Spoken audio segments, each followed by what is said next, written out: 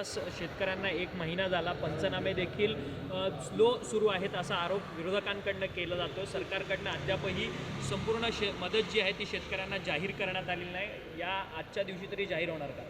खरं तर विरोधकांनी आरोप करताना तर्कसंगत आरोप केला पाहिजे. अवकाळी पाऊस किंवा शेतकऱ्यांच्या नुकसानीच्या संदर्भात पंचनामे सुरू झाल्यावर मदत करण्याचा जो कालावधी आहे तो त्यांच्या राज्यात काय होता, प्रशासकीय कालावधीच्या संदर्भामध्ये जर तर्कसंगत मागणी केली तर मी समजू शकतो. साधारणतः गेले 15 ते 17 वर्ष असा प्रसंग जेव्हा शेतकऱ्यांच्या आयुष्यामध्ये संकटाचा येतो तेव्हा मदत करण्याची एक प्रक्रिया असते आणि त्या प्रक्रियेमध्ये काही कालावधी लागतो. सरकारची भूमिका स्पष्ट आहे. माननीय मुख्यमंत्री एकनाथ शिंदेजींनी एकदा नव्हे अनेकदा स्पष्टता आणली. माननीय देवेंद्रजी, माननीय अजितदादा दोघांनीही जेव्हा जेव्हा शेतकऱ्यांच्या संदर्भामध्ये या संकटात मदत करण्याचा प्रश्न येतो तेव्हा तेव्हा मुख्यमंत्री, दोन्ही उपमुख्यमंत्र्यांनी अतिशय स्पष्ट भाव व्यक्त करत सांगितलं की काहीही होऊ द्या, कितीही राज्याच्या अर्थव्यवस्थेवर ताण येऊ द्या, पण सरकार शेतकऱ्यांच्या पाठीशी खंबीरपणे उभं राहील. जिथं पीक विमा जात नसेल त्या ठिकाणी सुद्धा सरकार स्वतः मदत करण्यासाठी पुढे येईल. या अगोदरही आपण बघितलं जे कधी काँग्रेसच्या राज्यात कधीहीच झालं नव्हतं. मराठवाड्याच्या दुष्काळामध्ये 14 जिल्ह्यात आपण BPLचं कार्ड असो नसो आपण 900 कोटी रुपयेचं धान्य हे त्यांना देण्याचा संकल्प केला, निर्णय केला आणि आत्ताही या संकल्पामध्ये आपण धान्याच्या ऐवजी थेट पैसे देण्याचा निर्णय आपण केला. धान उत्पादक शेतकऱ्यांना बोनस दिला जात नव्हतं.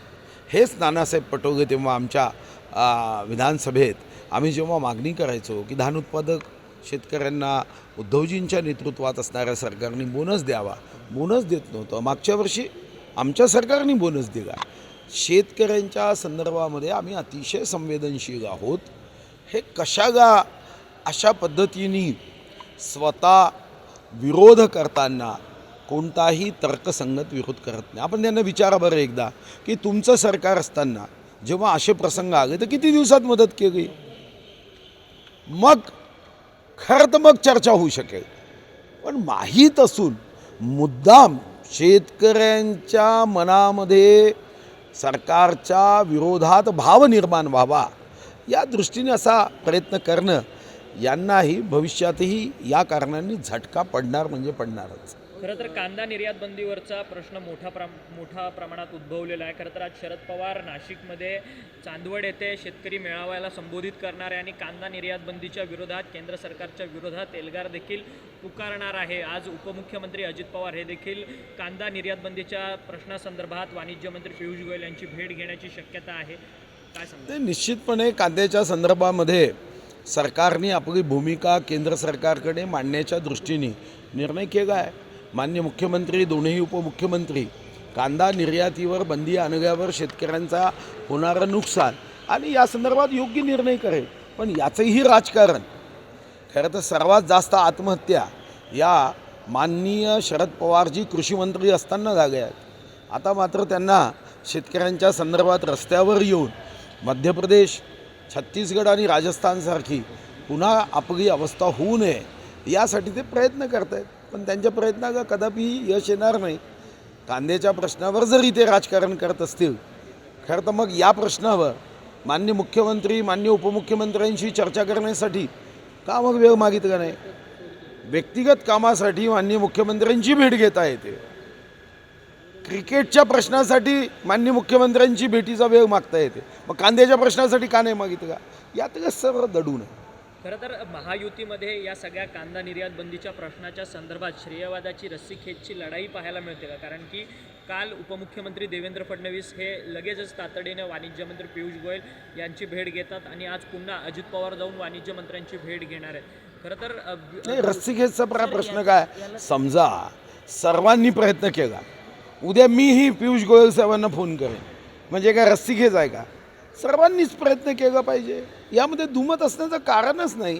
मुख्यमंत्र्यांनी प्रयत्न करायचा. शेवटी जेव्हा पियुष गोयल साहेबांना महाराष्ट्राचा मुख्यमंत्री, दोन्ही उपमुख्यमंत्री किंवा आमच्यासारखे छोटे कार्यकर्ते फोन करतील त्याची गंभीरता लक्षात येते. रस्सीखेच असण्याचा प्रश्नच नाही. आमच्या तिघांमध्येही एकवाक्यता आहे. सर खरं तर नवाब मलिक यांना महायुतीमध्ये न घेण्याच्या संदर्भातलं जे पत्र आहे ते थेट उपमुख्यमंत्री देवेंद्र फडणवीस यांनी अजित पवारांना दिलेलं आहे. परंतु आता राजकीय वर्तुळात चर्चा रंगते की कुठेतरी देवेंद्र फडणवीस यांचा या सगळ्या संदर्भातचा दुटप्पीपणा कुठेतरी बाहेर येऊ नये. नाही, कशाचा दुटप्पीपणा? शेवटी भूमिका आहे पक्षाची भूमिका व्यक्त करण्यासाठी देवेंद्रजींनी हे पत्र माननीय अजितदादांना लिहिलं की आम्ही इतर गोष्टीच्या संदर्भामध्ये आमची जी तात्विक भूमिका आहे की देशद्रोहाची केस ज्यांच्यावर आहे ते निर्दोष होईपर्यंत तुम्ही तुमच्यासोबत बसवू नका, महायुतीत घेऊ नका. ही भूमिका आहे. दुटप्पीपणा कशाचा आहे? परंतु सुप्रिया सुळे तिथेच म्हणतात की फक्त आरोप लागल्यामुळे तो व्यक्ती दोषी ठरत नाहीये, त्यांना दोषी अजून ठरवलेलं गेलेलं नाही. गुन्हा कोणता आहे? हो, गुन्ह्यामध्ये सुद्धा इंडियन पिनल कोडमध्ये काही गुन्ह्याचे प्रकार आहेत की नाही? असं आपण अंधेर नोकरी चौपट राजा टकासेर बाजी टकासेर खाजा असं थोडी करता येतं. गुन्ह्यामध्ये सुद्धा काही छोटा गुन्हा अंधोगणाचा गुन्हा नाही आहे. बॉम्बस्फोटाच्या आरोपीची जमीन आणि तीही अतिशय अल्प दरात घेतली हा आरोप आहे. मग इक्बाल मिर्ची हे देखील मुंबई बॉम्बस्फोटाचे मुख्य सूत्रधार होते आणि त्यांचा देखील 450 कोटींची संपत्ती जी आहे ती प्रफुल्ल पटेलांनी इक्बाल मिर्चींसोबत घेतलेली आहे. त्या संदर्भात ईडीने देखील कारवाई केली आहे. कधी अटक झाली? प्रफुल्ल पटेलांना अटक झाली? प्रफुल्ल मला सामान्य ज्ञान कदाचित माझं कमी असेल. संपत्ती जप्त केली ईडीने. असं आहे, संपत्ती कुठेही जप्त होत नाही. संपत्तीवर जेव्हा टाच येते तेव्हा फक्त तुम्ही त्याचा म्हणजे उपभोग घेऊ शकता, फक्त ती विकू शकत नाही जोपर्यंत कोर्टाचा निर्णय लागत नाही.